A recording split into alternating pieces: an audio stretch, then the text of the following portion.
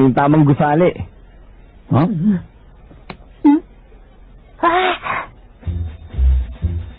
Ang taas! Ang gagana naman ng mga binti nila dito! Dito pala gaganapin na exams natin. Ito pala ang makaramdam maging hunter. Ang tinatamasa ng milyong-milyong aplikante na nasa buong mundo.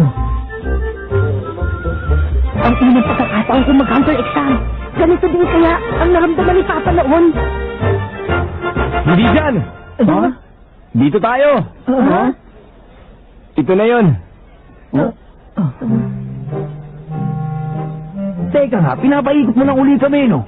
Imposible ang lumang noodle house na yan ang lugar. Kung sabihin lahat ng aplikante ng Hunter sa mula sa buong mundo ay magtitipon-tipon sa isang pipitsuging restaurant kagaya nito. Yun nga mismo mangyayari. Ha? Walang magkakamali magsuspecha na isang luma at masikip na noodle ang totoong lokasyon ng tinaguriang Hunter exam, hindi ba? Wala nga. Masak lang kaya. Baka hindi po ba yung backroom? Anong order niyo? Kung bumili ng steak na nakakapagpabukas sa mga mata sa liwanag. 3 order. 3 order ba? Anong luto ng steak? Inihaw ng daan-daan sa mababang apoy hanggang maluto na maigi. Okay, tumuloy na kayo dun sa likod.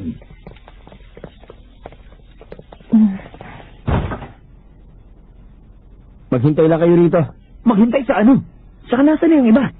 Excited na ako dun sa steak natin! Ha? Gone. Walang pagkain na dadating. Password lang yun para makapasok tayo dito. Ganon? Akala ko kakain tayo. Isa sa loob ng 10,000. Huh? Ah? Yun ang bilang ng mga aplikanting nakakaabot sa stage na to. Magaling kayo. Bihira makaabot dito ang baguhan. Paano? Good luck na lang. Salamat po!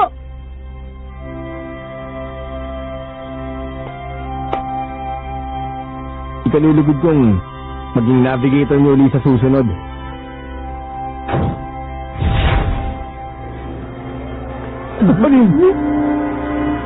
Tingin ko, isang malaking elevator ang kwartong to.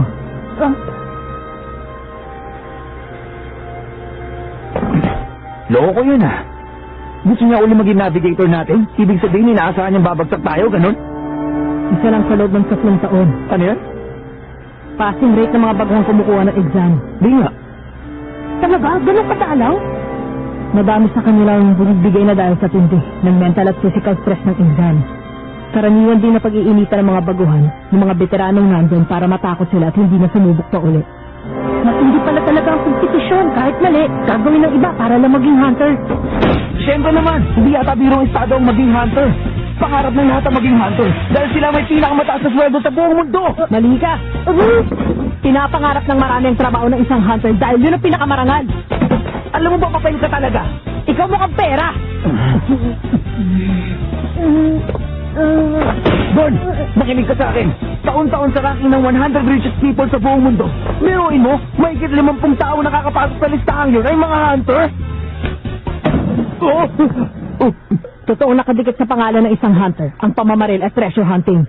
Pero pumapangalawa lang yun. Ang pagpapanatili ng kalikasan at kapayapaan sa mundo. Yun ang gawain ng mga tunay na hunter. Makinig ka!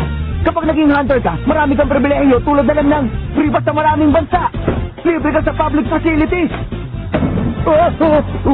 Hindi lang pagpapasarap ang